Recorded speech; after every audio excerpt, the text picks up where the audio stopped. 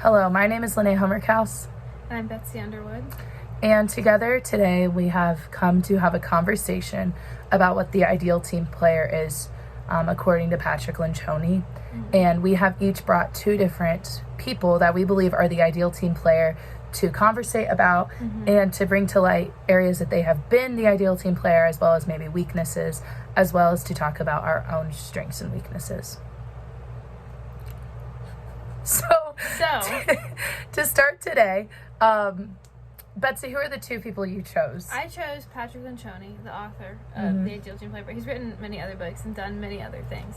And Pastor Robert Norris, who's a pastor of Gateway Church in Texas. Who did you choose?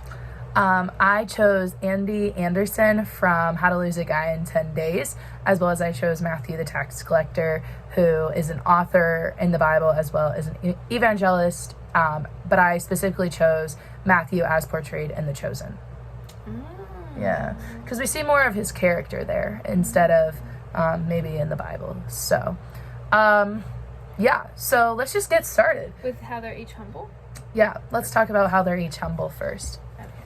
All right, so I'll start with Andy Anderson. So Andy Anderson is a writer for the women's magazine Composure, and her topic that she is tasked to write about is how to. So how to maybe get ready in the morning quickest when you're running late, things along those lines.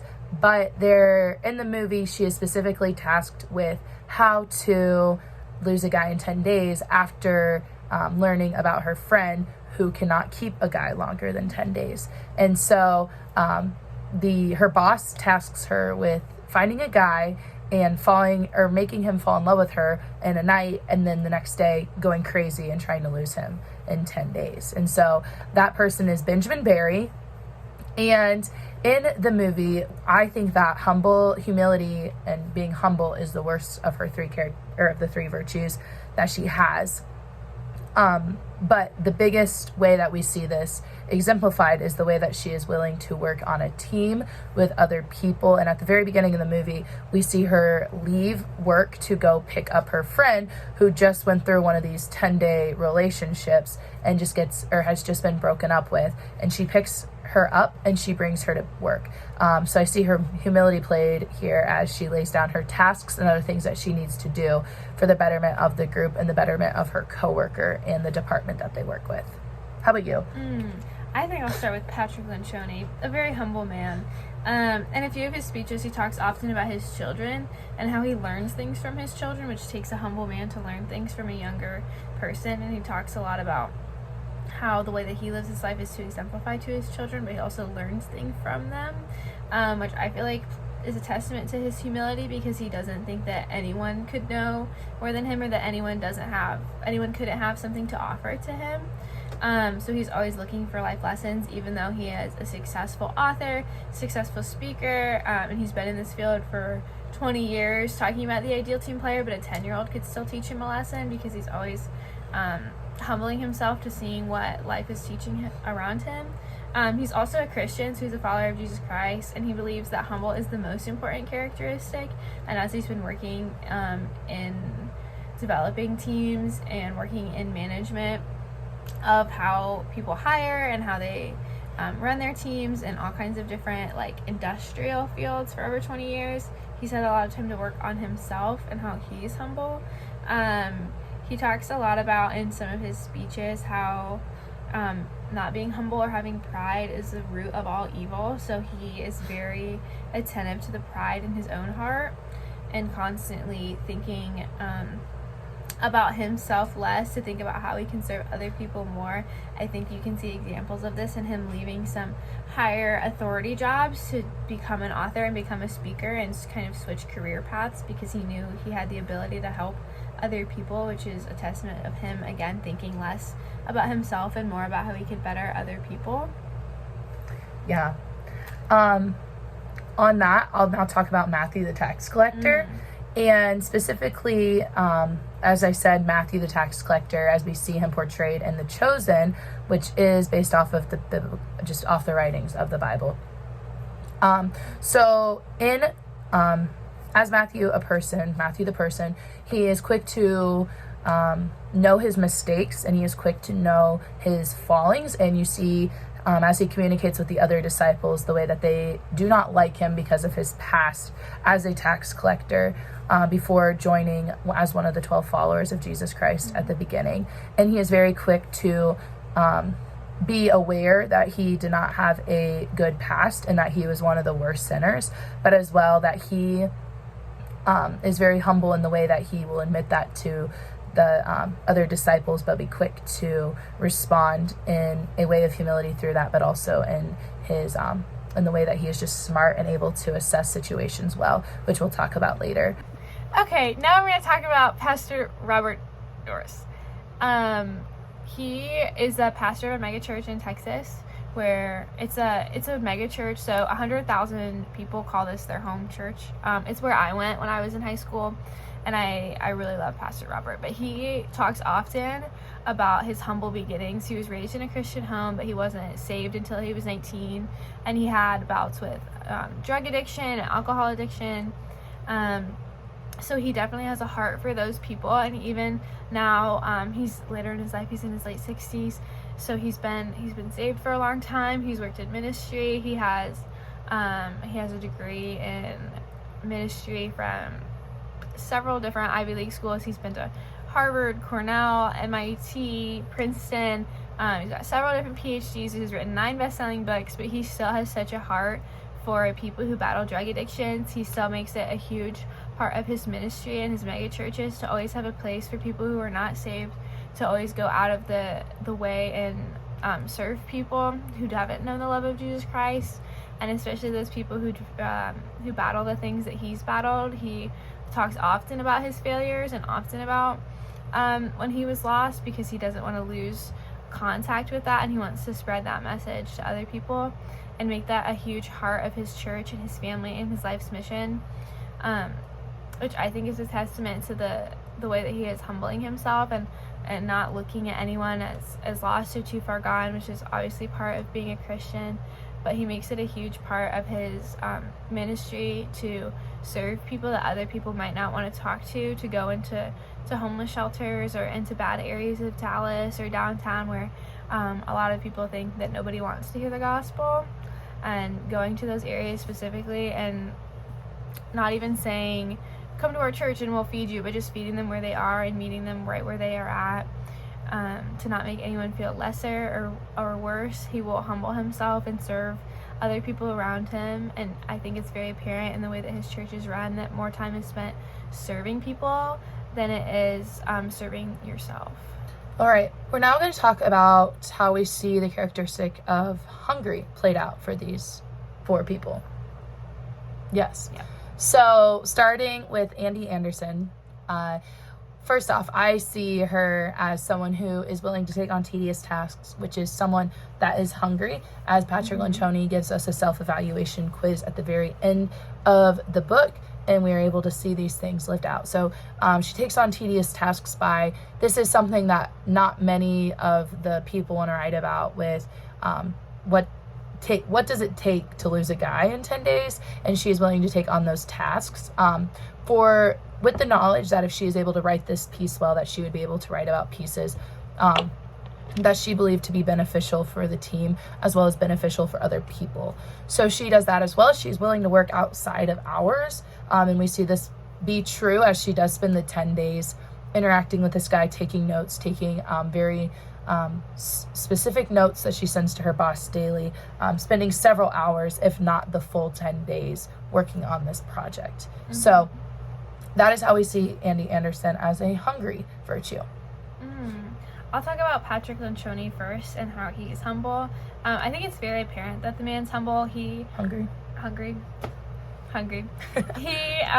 He never stops working, and he talks a lot in the book and in his personal life, in his messages that he shares, because he's done TED Talks, he's written several best-selling books, and he still will do smaller podcasts, smaller interviews, speak at various functions that he's invited to, because he's a pretty popular guy these days.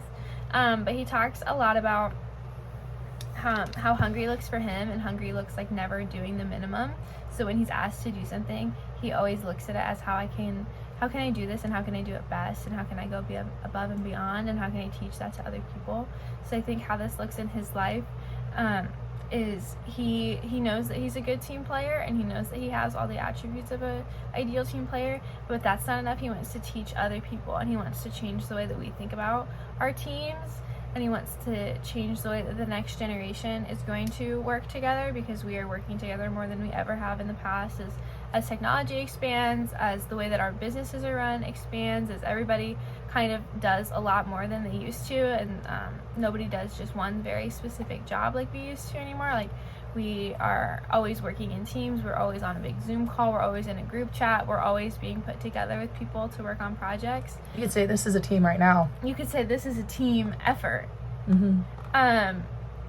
So he doesn't think it's enough just for him to be successful. He wants to bring other people up with him, and he's always striving to see other teams improve and see other companies improve, which is why he's worked in like contract type management, where companies who are struggling with their teams can hire him, and he will go into a team that isn't doing well and change their productivity and change the way that they interact with each other and how leadership interacts, because he's always trying to improve other teams around him, even when his team is working successfully, because he's trying to do the very best that he can. He's always hungry for success.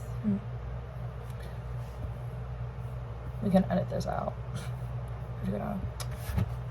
Next for Matthew the tax collector, from his past as a tax collector, he is very prone to notice detail, as well as he is working with big numbers and small numbers and many different people.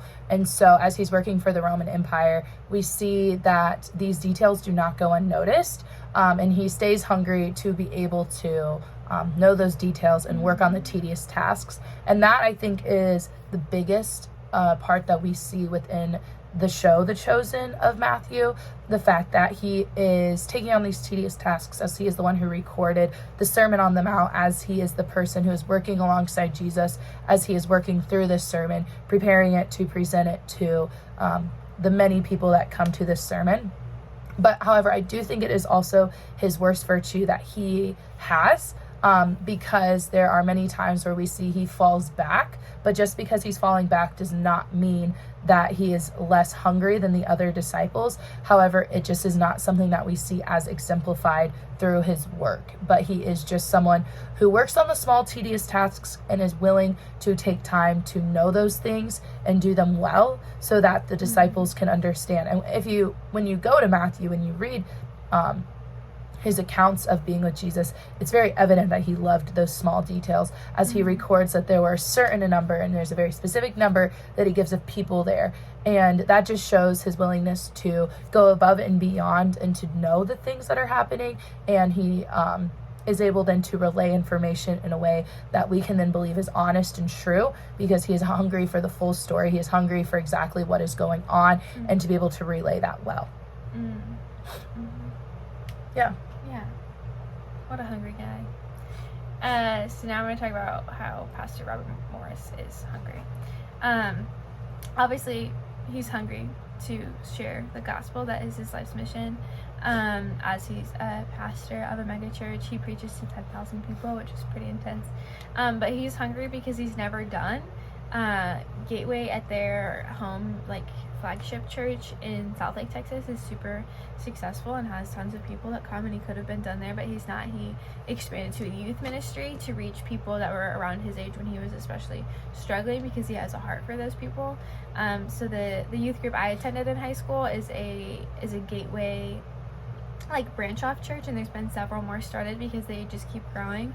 And I think you can attribute to the success by looking at how hungry Robert has been in the planting of each of these churches, and the way that he's hired the people and the people that he has intentionally planted there, and how he's taken the time to train these people, and how he has not taken a single shortcut in developing these churches, and he has very intentionally thought through the details and the planning, and he has written so many books about leadership, about people going into ministry, because he's never done bettering himself to spread the word of the Lord. So he, as I mentioned before, he went to Harvard for his undergraduate degree, and then he went to Cornell for his master's degree, and then he has a a PhD from both Princeton and MIT. So, no small task. This man is never done with his education. He's written 9 books that have been on the New York Times best-selling list. And then, as if that wasn't enough, during COVID, when his church couldn't meet anymore, him and his team quickly worked together because they knew that they still had to do what they needed to do. They didn't take it as an excuse to step back or a week off or a month off. They quickly started recording podcasts of each of their sermons, not recycling old ones, but making new sermons and specifically tackling like the new challenges that he felt his church was facing. He started talking to people in his congregation to see how he could better serve them. When I was attending his church, he was in a very traumatic helicopter accident, and people thought he wasn't going to come back. He was in his late 60s, and he was in hospice for several months, and as soon as he was cleared to come out of the hospital, he was back on the stage in a wheelchair preaching about what the Lord had put on his heart to tell to the people, because he just wasn't done, and he just knew that he had more to say, and he had more work to do, and he does it with a grateful heart, and I think that spreads through his whole team. Next, we're going to move on to the virtue of smart. So starting with Andy Anderson, I believe that smart is Andy Anderson's best virtue that she has, as she is able to read the situations that she is in with Ben and fix her actions based off of them. With this in mind, she's able to fix her actions based off of the task at hand, which is to write this article. So her goal as she is in this 10-day period is to be able to make Ben so annoyed with her that he runs away, but with the fact in mind that maybe he fell in love with her at first, but then runs away because she wants to lose the guy in 10 days. So first off, she's able to read the situations with Ben very attentively and know how to fix them, as well as she, with being smart, is able to show empathy. We see her show empathy on her coworker at the very beginning of the movie, as she is the one who takes on the task of writing about her coworker, while others wanted to, and she knew that they were going to tear her apart, and they were going to make her look lesser than she was. She took on the task to be able to write the story without addressing necessarily her coworker, but just the situation at hand. So we see Andy be able to do this throughout the whole movie. A very specific example that I can think of is there is a point when she almost loses the guy, and he ends up, since the whole movie is trying to get her to fall in love with her to fall in love with him by the end of the 10 days, he chases after her because she leaves, it's done, and he then proposes that they do couple counseling, or they do couple therapy. But in that moment, she is able to read the situation, and she says that she knows a therapist and actually brings a friend of hers as the therapist instead of hiring another therapist. In this, they are able then to turn the scene onto Ben and make him seem like the bad guy in the situation, and he still gets fed up, but he still does not leave. But she was able to, in that moment, change the situation from something he proposed to a way that she wanted it to go for the betterment of the department and the article and the task at hand. So that's just a simple example. I think Patrick Lencioni is a very smart man. I think he's very people smart, and I think it takes someone who is very people smart to be able to go into companies where the teams are not functioning well, and to be able to instantly gain the trust of those people by the way that he treats them and the way that he talks to them and the way that he can read what is going wrong in a situation. Because I think him going in to places where the teams aren't working well, nobody likes change. It's very hard to get people to change what they're doing, and it takes someone who's very emotionally intelligent, both with himself and with other people, to be able to read what is going wrong and read the tone of management and see how people respond to the management and change the dynamic of a team. It takes someone who can truly understand people and understand the way that they work to change the way that they act and to gain their respect and their trust, because they're not going to change for someone that they don't trust.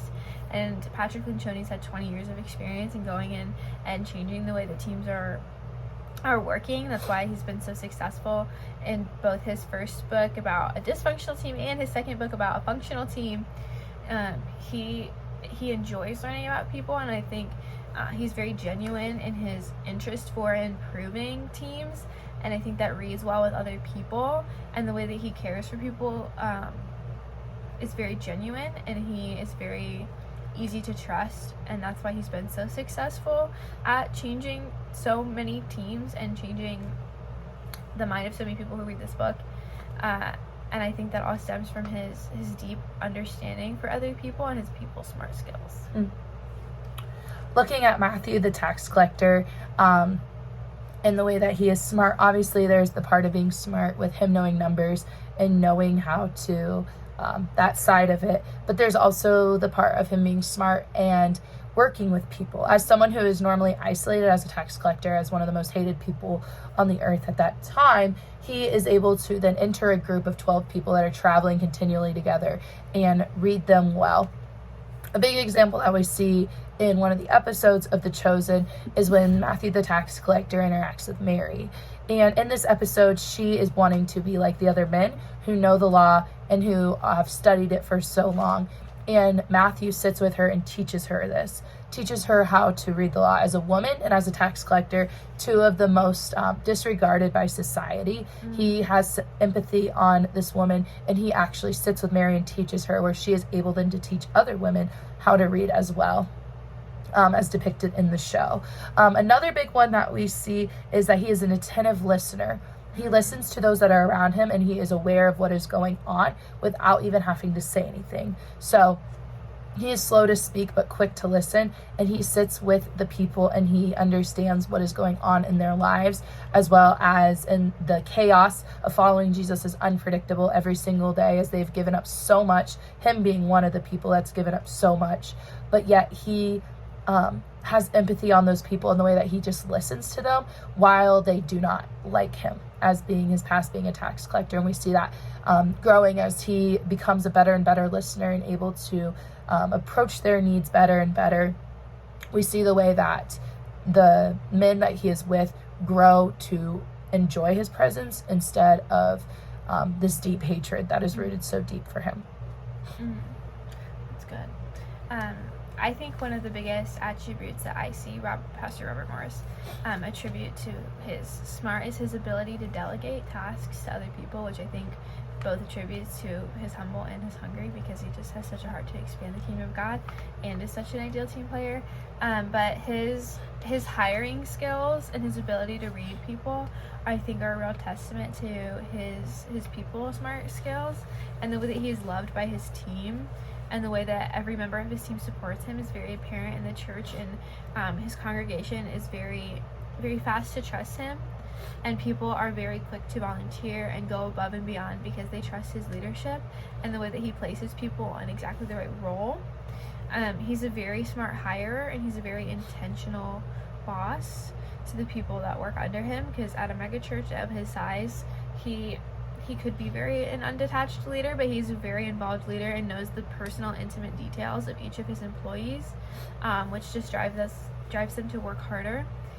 He knows his people very well, and he is very loyal to his people, not just because he wants to display the heart of Jesus, but because he's people smart, and he knows that to be an effective leader, he needs to have the respect of his employees, and he needs to know them well enough to know how he can serve them better and how they can be serving the congregation better, which is why you've seen such exponential growth in all of his ministries, and just every church that he has stepped into, you see thrive after, because of his leadership skills and because he's able to move people to where they need to go, and he sees people with such clarity of their strengths.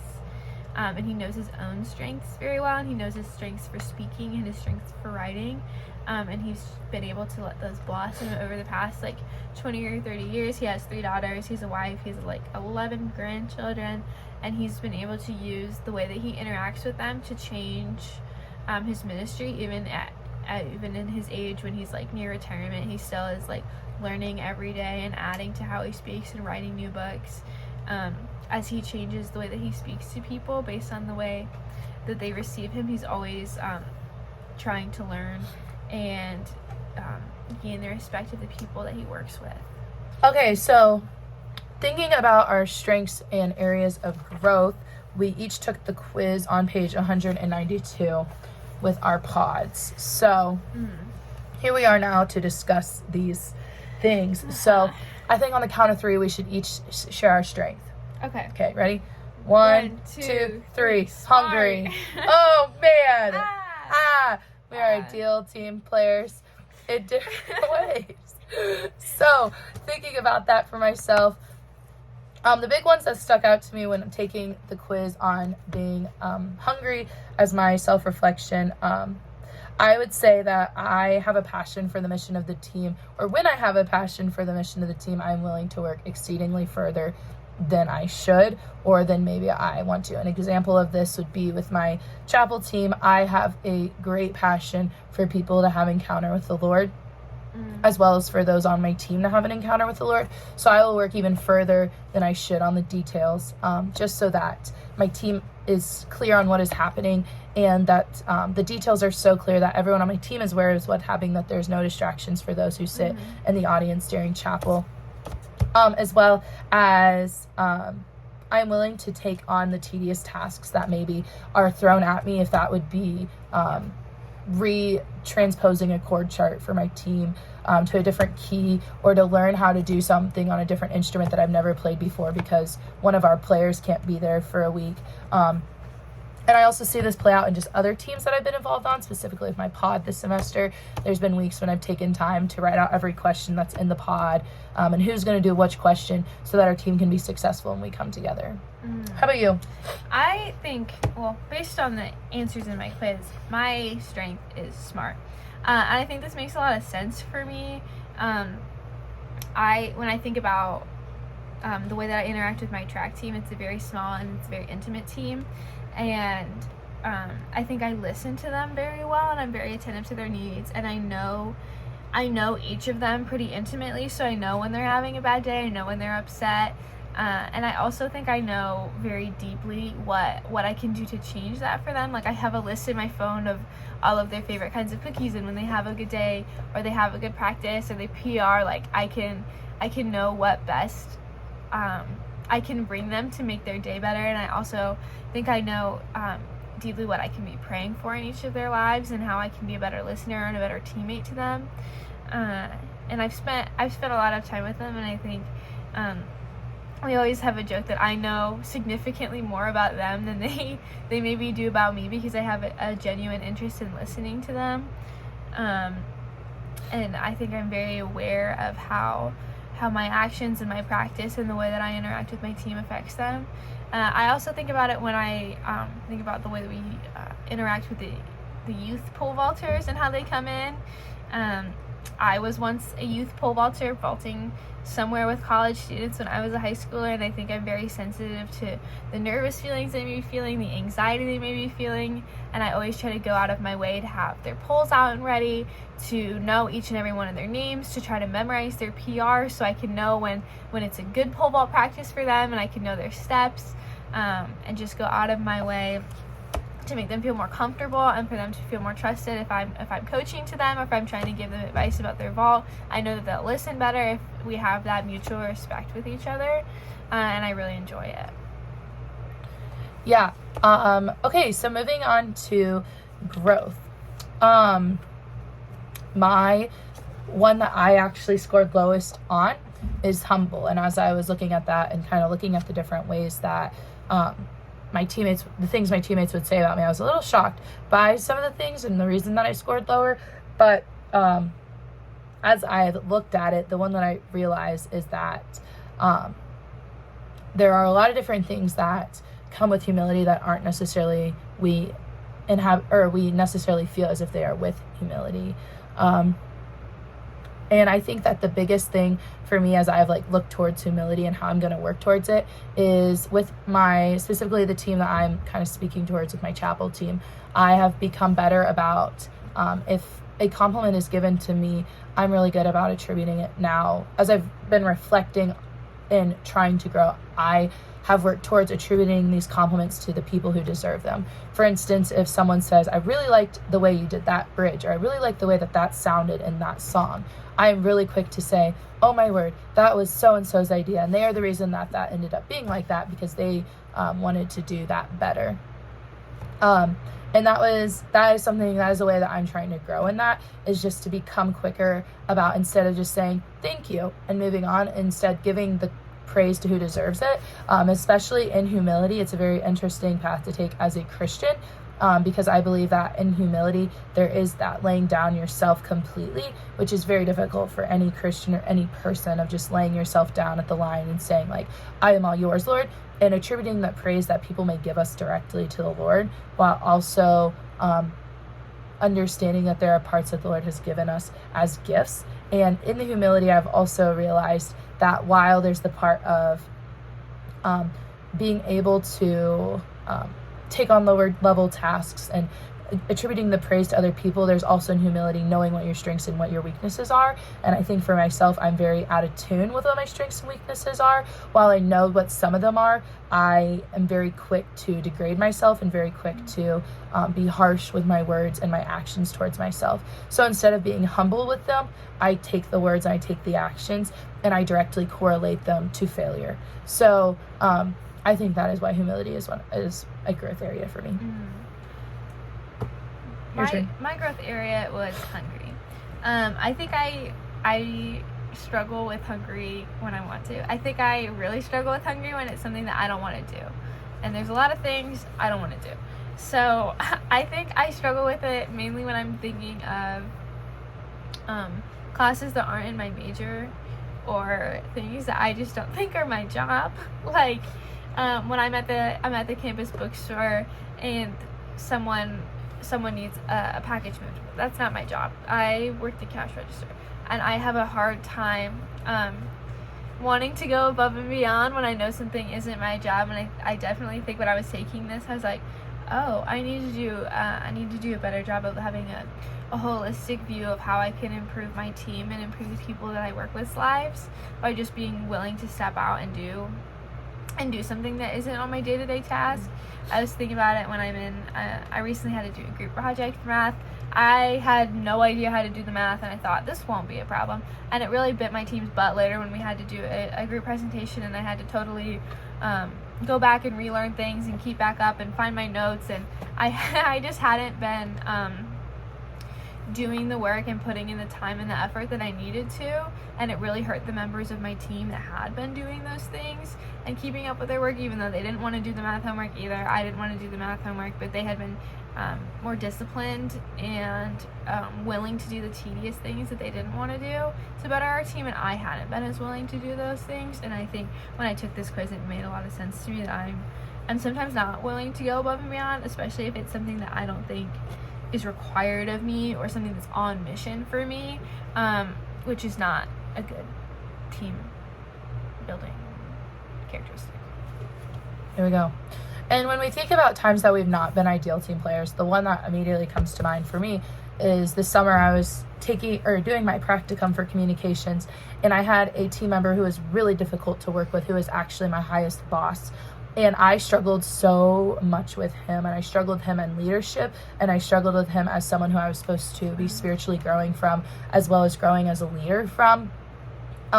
And so there were a lot of times when I would just dismiss everything he had to say, because he would say something to me and I immediately was like, that does not make sense for the situation that we're in at all. And that doesn't make sense for the people that we're working with or working for, being the campers or working with being the other staff members in the area that I was with. So in that, when he would say something to me, I would dismiss it completely instead of even taking it into mind. And with that, I then have had to think about how would I do that differently and actually work on this growth area, as I will be in his position next summer as the highest leadership for my high school group. And as I've been thinking about that a little bit and more and more and more, I've realized that we can go into positions on a team with a lot of assumptions, if that's what someone else has said, or if that's the way that a situation has been handled in the past. And to be able to deal with those situations better, I think that the best way to deal with them is to say, this is how I know this has been handled, but we're in a new situation now. And that takes a lot of humility to say, I'm going to put the past mistakes in the past, and I'm going to work towards something better, being hungry and being aware of what the end goal is, but as well as when you think about being smart and being able to read a situation from the past and applying it to a present situation. So for me, I think a big thing is realizing that past experiences do not equal what is factual and equal what is true, but they are just things that have happened and things that maybe he could have grown from and I may have grown from, but as well as we both have to take or keep in mind going forward. So thinking about this summer, he will be there and I will work alongside him as co-leaders, different areas, but as well as we will be working for the betterment of the camp and for the campers and leading a group of 80 to 100 staff members. So how can I work alongside him as someone who's humble, hungry, and smart so that I can be ideal for the whole team in general, while realizing that there have been past things that have made him less than ideal to work with, but also for me then less than ideal as I've taken these assumptions and tried to apply them to my life. For me, what came to mind was